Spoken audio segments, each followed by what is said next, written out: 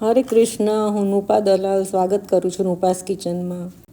ચાલો મારા કિચનમાં આજે લાડીપાઉં બનાવશું માર્કેટ સ્ટાઇલ. તમે જો માર્કેટમાંથી લાવતા હોય તો આ રેસીપી જોયા પછી તમે બિલકુલ નહીં લાવો, ઘરે જ બનાવશો અને એકદમ ઇઝી છે. ચાલો તો બનાવશું આપણે. એક બાઉલમાં મેં એકદમ લ્યુકવોર્મ હૂંફાળું પાણી લીધું છે, 1 કપ. તેમાં 1 ટીસ્પૂન ખાંડ ઉમેરી છે. ખાંડને ઓગાળી અને 1 ટેબલ સ્પૂન ડ્રાય ઈસ્ટ ઉમેર્યું છે. જે માર્કેટમાં મળી જાય છે તે જ આપણે ઈસ્ટ ઉમેરવાનું છે. હવે બધું હલાવી સરખું મિક્સ કરી અને ઢાંકીને 10 મિનિટ માટે આપણે ઈસ્ટને પ્રૂફ થવા માટે બાજુ પર મૂકી દઈશું. જો 10 મિનિટ પછી આપણું ઈસ્ટ સરસ ફૂલીને તૈયાર થઈ ગયું છે, તો હવે બ્રેડ માટેનો ડો તૈયાર કરી દઈશું. તો મેં 3 કપ મેંદો લીધો છે. તેમાં સ્વાદ મુજબ ચપટીક મીઠું ઉમેર્યું છે અને આ ઈસ્ટ આપણે જે ફૂલવી રાખ્યું છે, પ્રૂફ થયેલું ઈસ્ટનું પાણી છે, તેનાથી આપણે બ્રેડ માટેનો ડો તૈયાર કરી લઈશું.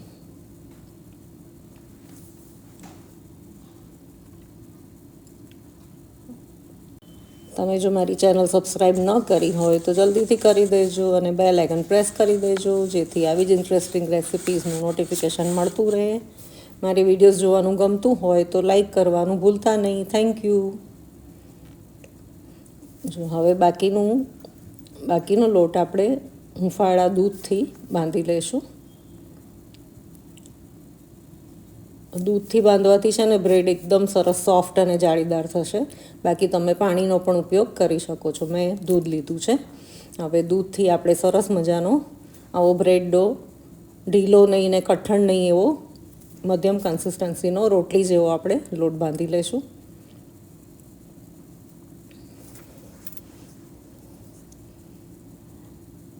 આ રીતે તમે બ્રેડ ઘરે બનાવશો ને તો તમને મજા પડી જશે. તમે માર્કેટમાંથી લાવશો જ નહીં અને એકદમ ઇઝી છે. છેલ્લે મેં 2 ટીસ્પૂન બટર ઉમેર્યું છે અને લોટને સરસ જ કેળવી લઈશું આપણે આ રીતે.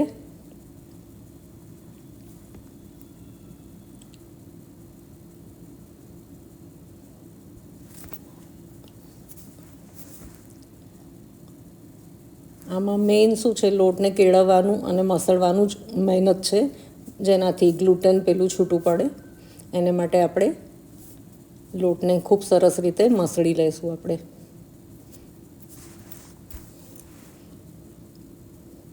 તો આ રીતે મેં ચોપિંગ બોર્ડ પર જ આ રીતે સરસ રીતે મસળી લીધું છે. એની ચીકાશ દૂર ન થાય ને લોટ સ્મૂધ ન થાય ત્યાં સુધી આપણે તેને મસળી લેશું. તો આ રીતે જુઓ, લોટ આપણો કેવો સરસ સ્મૂથ થવા લાગ્યો છે અને જે ચીકાશ જે હાથમાં ચોંટતો બંધ થઈ જાય ત્યાં સુધી આપણે તેને કેળવી લેશું. આ બ્રેડના લોટને જેટલો મસળીશું ને એટલું એમાં ગ્લુટન ક્રિએટ થશે અને આપણી બ્રેડ એકદમ જાળીદાર અને ફ્લફી સોફ્ટ તૈયાર થશે. હવે આ રીતે બાઉલમાં મેં લોટને મૂકી થોડુંક ઓલિવ ઓઇલથી, મેં કોઈ બી તેલથી તમે આને ગ્રીસ કરી અને બાઉલને સરસ ઢાંકી અને પ્રૂફ થવા માટે મૂકી દેવાનું. અત્યારે ગરમી છે તો સરસ રીતે ફૂલીને તૈયાર થઈ જશે. મેં આ રીતે કવર કરીને ઓવનમાં મૂકી દીધું હતું. જો 4 થી 5 કલાક લાગ્યો લોટને પ્રૂફ થતાં. આપણો લોટ સરસ પ્રૂફ થઈને તૈયાર થઈ ગયો છે. તો આ રીતે પંચ કરી અને તેમાં રહેલી હવાને આપણે એરને કાઢી લઈશું. ને જો સરસ જાળી અત્યારે જ દેખાય છે, એકદમ લોટમાં કેટલી જાળી ક્રિએટ થઈ છે. હવે લોટને થોડો મસળી લઈશું આપણે.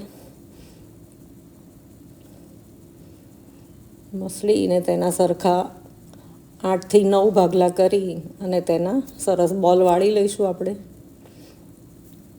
જેથી સરસ મજાના બ્રેડ બન્સ તૈયાર થાય. મેં ટ્રેને બટરથી ગ્રીસ કરી રાખી છે. તો આપણે સરસ બન્સ વાળી અને એ ટ્રેમાં એરેન્જ કરી દઈશું.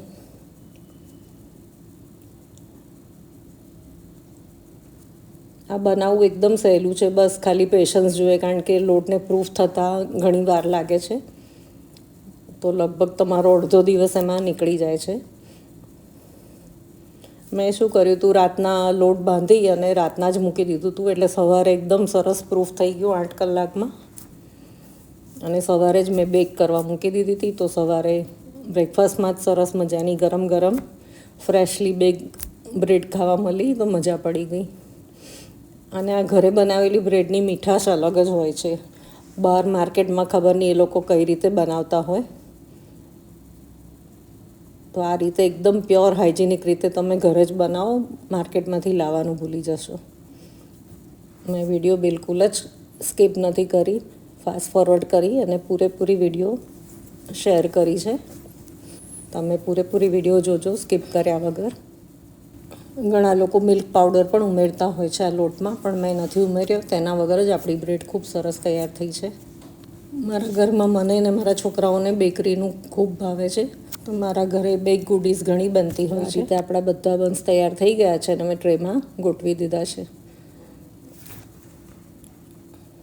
હવે ટ્રેને ઢાંકી અને બીજા 2-3 કલાક માટે આપણા બન્સ સરસ ફૂલી જાય, ફૂલીને ડબલ થઈ જાય ત્યાં સુધી આપણે તેને બંધ ઓવનમાં મૂકી દઈશું. મેં બંધ માઇક્રોવેવમાં મૂકી દીધું હતું, જેથી ફૂલીને એકદમ ડબલ થઈ ગયા હતા. જો આ રીતે સરસ 9 બોલ્સ આપણા થયા છે બંધના તૈયાર. આ રીતે ઢાંકીને ઓવનમાં મૂકી દઈશું. જો 2-3 કલાક પછી ફૂલીને એકદમ ડબલ થઈ ગયા છે. તો હવે તેને મિલ્ક બાથ આપી દઈશું આપણે.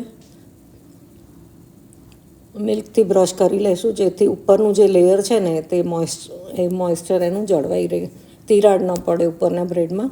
કારણ કે જેમ જેમ શેકાશે ને એમ કોરી થતી જશે અને તિરાડ પડે. તો આમ બાથ આપીશું ને તો સરસ આપણી બ્રેડ એકદમ મોઇસ્ટ અને સોફ્ટ થશે. હવે ઓવનમાં 180 ડિગ્રીના ટેમ્પરેચર પર મેં 20 મિનિટ માટે બેક કરવા મૂકી દીધી છે.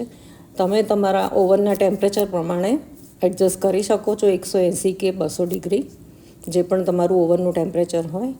જો આપણી બ્રેડ એકદમ સરસ 20 મિનિટ પછી બેક થઈને સરસ તૈયાર થઈ છે. તો આ ગરમ ગરમ બ્રેડને જ આપણે બટરથી ગ્રીસ કરી દઈશું, જેથી એનું ઉપરનું જે લેયર છે ને એકદમ સોફ્ટ અને સરસ મોઇસ્ટ રહે. હવે બ્રશ કરી અને પાછું આપણે તેને નેપકિનથી કવર કરીને થોડી વાર માટે મૂકી દઈશું, જેથી આપણી બ્રેડ એકદમ સોફ્ટ તૈયાર થઈ જશે. જો આપણા બ્રેડ બનશે એકદમ સરસ માર્કેટ જેવા જ જાળીદાર અને સોફ્ટ તૈયાર થયા છે. અને મારા ઘરમાં સુગંધ એટલી બેકરી જેવી એટલી સરસ સુગંધ આવી રહી છે અને મજા જ આવી ગઈ.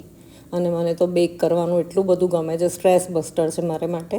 તો ચાલો ત્યારે ફરી મળીશું આવી જ રેસિપીસ સાથે. ત્યાં સુધી આવજો ને ધ્યાન રાખજો તમારું. હરે કૃષ્ણ.